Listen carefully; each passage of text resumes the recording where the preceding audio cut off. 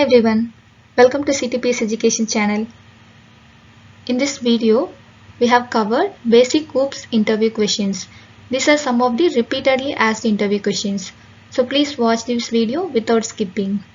Okay, let's get started. What is OOPS? OOPS means Object Oriented Programming. It is a type of programming in which everything is based on objects. Objects will be the center core here, rather than just functions and procedures. So these objects then grouped into some classes. Next, what are the main features of OOPS? Inheritance, encapsulation, polymorphism, abstraction.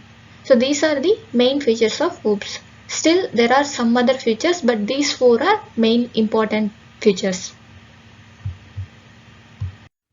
What is an object? Object is nothing but a real world entity which is basic unit of OOPS. So this will be the starting point for the OOPS. Example, apple, mango. Different objects can have different states or states and behaviors. Each object will be having some state and some behavior will be there for that. What is a class? Class is nothing but a group of objects, we can say, but also like template or blueprint that describes the behavior or state that the object of its type supports. So all those objects with a similar set of states and behaviors, they all will be grouped into a class. So simply it is a group of objects. What is inheritance? Inheritance is the process in which child class takes the properties from a parent class. So why we need this inheritance concept means we are writing some on class and implementing like one functionality inside that class.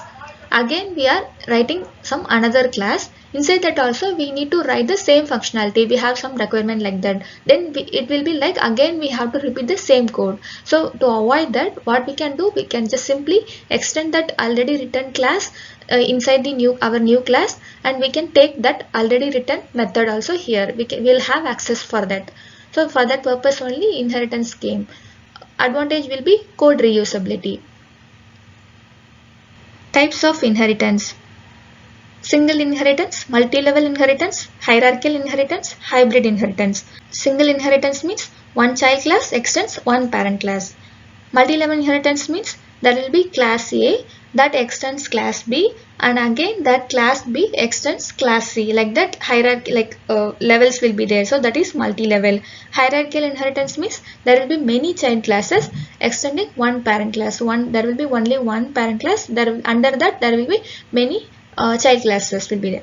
Hybrid inheritance means it is a combination of single and multi-level inheritance. Why multiple inheritance is not supported in Java? Multiple inheritance means there will be two parent classes and one child class for that. So one child class will be extending two parent classes, it means.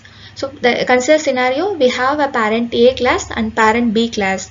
So both class consist of M1 method, and we are writing another class called child C, which is extending both A and B. So in this case, if I am trying to override that parent class method, both consist of same method names M1 M1 like that.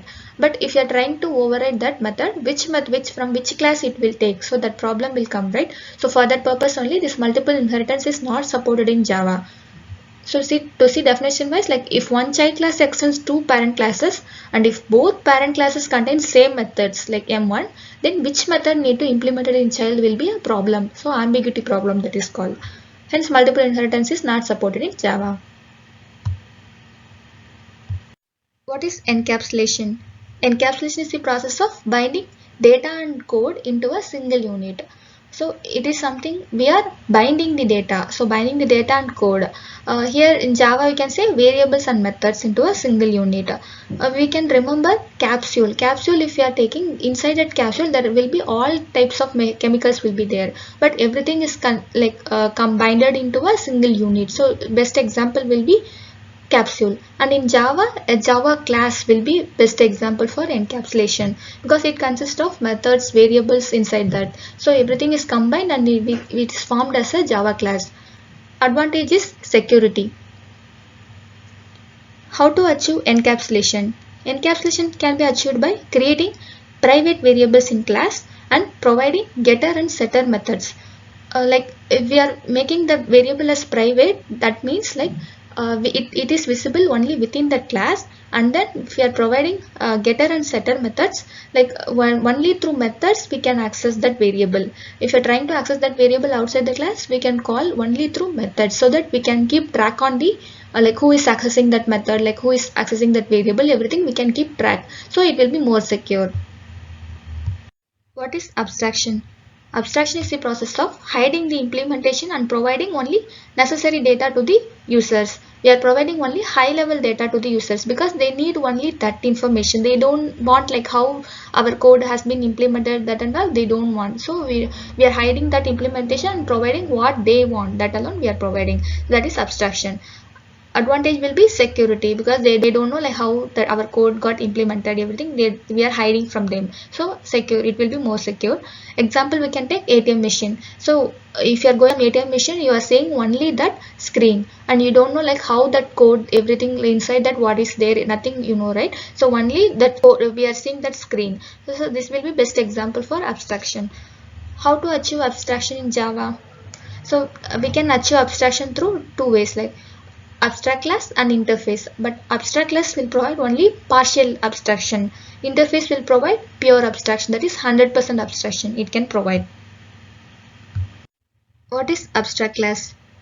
To say in simple, a class with abstract keyword before that is called abstract class. A class is made abstract only when partial implementation of the class is known. Like we are having some requirement and only like we know partial implementations of the methods. Remaining methods we have to implement. Then in that case, like we can make the classes abstract.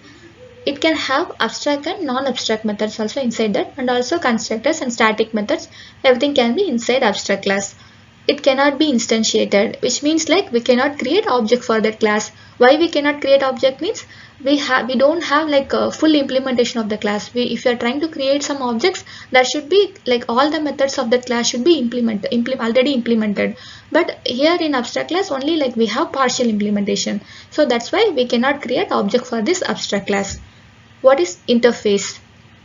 Interface is something like set of contract between client and service provider, and it is mainly used for providing 100% abstraction, like complete pure abstraction interface can provide us. Inside the methods of interface will be like always public and abstract only, and variables will be always public, static, final. So these things, some of the rules you have to remember. And when we will be going for interface means like we are having some requirement and we don't have any implementation of methods, like we don't have any of the methods implemented means, then we have to go for this interface only, like we only have to implement all the methods inside that. So that case we have to go for interface. A class can implement any number of interfaces using implements keyword. Here it will be used, and it is used when all the methods of a class should be implemented. So when we don't have any methods like implementation mode, then we have to go for interface. Anyway, we can't create object for abstract class and interface, but abstract class contains constructor, interface don't. Why? The main purpose of constructor we have to know first.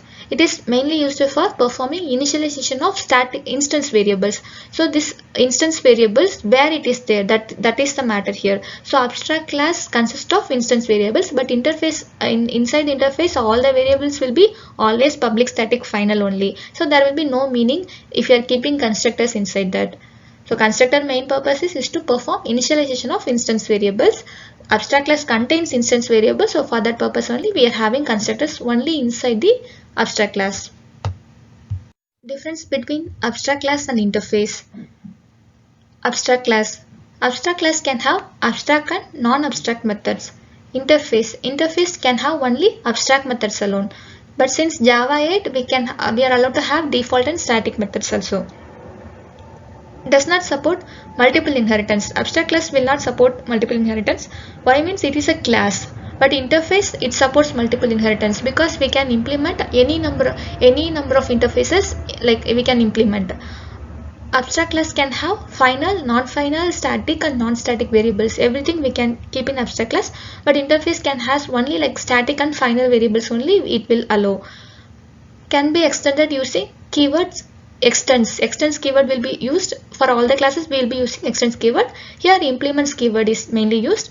Example we can see like public abstract class shape, public abstract. So everything here before method we are adding some keyword called abstract. Abstract why draw. So this is a syntax for abstract class. Example interface example public interface drawable why draw. So this interface is the keyword here. What is polymorphism? Poly means many, morphe means forms. So polymorphism is a process in which one object it can be used in many forms. When this polymorphism will come means like when we have many classes like that are related to each other, that time only this polymorphism can occur. So real time example is human. This human like he will be employee in office and son to his father, husband to his wife. So all these roles will be played by this one human. He is the best example for polymorphism. What are the types of polymorphism? Static or compile time polymorphism and dynamic or runtime polymorphism. These are the two types of polymorphism. What is method overloading? Method overloading means same method name but different method arguments. This is the key point. Example you can see like void add int a comma b, and then again another method void add int a comma int b comma int c. So here if you see method name is same but whatever arguments we are passing inside that it is different. Why we want to make the same names for two methods means if you are consider like here both methods are going to perform addition only, then why we need to change the names of them? Instead we can keep the same name. That will make the code more simple and easy to understand. Only like we can based on our requirement we can change the arguments alone passed inside that. What is method overriding? Method overriding means same method name and same method arguments.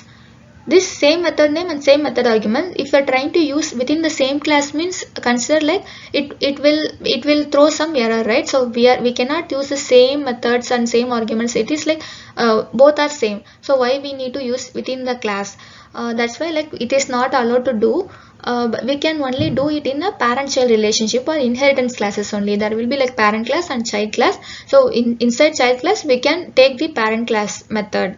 So that case only we can implement method overriding.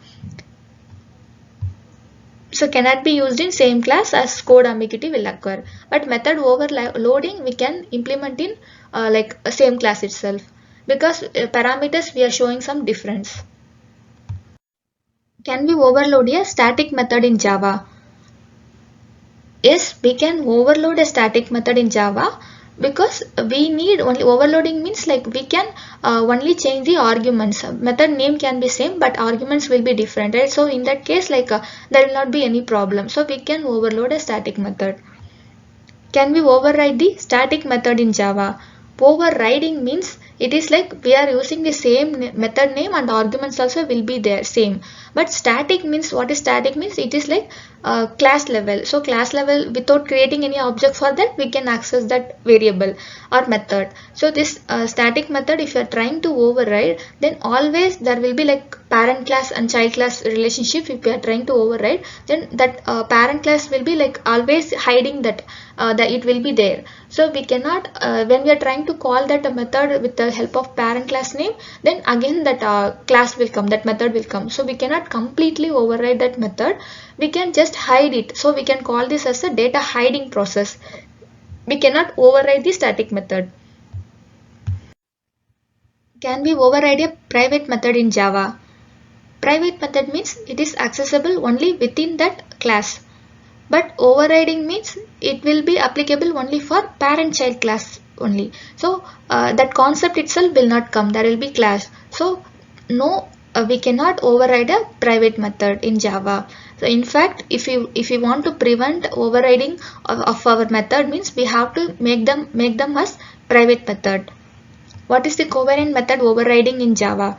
Covariant method means it is like overriding method can return the subclass of the object. Even if you are trying to, that return type will be like even subclass of that whatever object we are returning. Example, if you are seeing like overriding clone method, this is the best example, because clone method return type, if you see, it will be object. So java.lang object, so that object only will be return type for that. So it is best example for covariant method overriding. Rules for method overriding in Java. These rules are based on checked exception and unchecked exception. So checked exception, if we take, if parent class is throwing some checked exception, then child class definitely should throw that exception, or its subtype. It cannot throw parent exceptions. Okay. So coming to unchecked exception, like both classes are independent to each other. There is no restriction for that. It is like parent class is throwing some exception, like unchecked exception. Child class may or may not throw that exception. So only compulsion is for that checked exception. What is composition? Next question. So without, it is like composition means strong association. Here without existing some container object, if there is no chance of contained object, then that association is called strong association and it is called composition. To understand it better, we can see some example. Example, company. So this company, we can take it as a container object and project as a content object. If you are taking some company, inside that company there will be some projects. So if that company is getting closed, then obviously that project also will be closed. So without each other, like if company is not there, here project is not there. So same like that, container object is not there, then content object also will not be there. So both are strongly associated to each other. What is aggregation? Aggregation means weak association. So when the container objects and content objects are weakly associated, like without both object, if it is not there also, content objects can be there.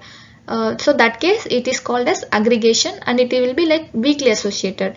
Example, same example we can see like for composition we have seen like company and projects. Here, so here project with the employees. So projects if you are having, and that project if sometime like it is going out of the company, then we can, these employees can be moved to other projects. So there will not be any problem for these employees.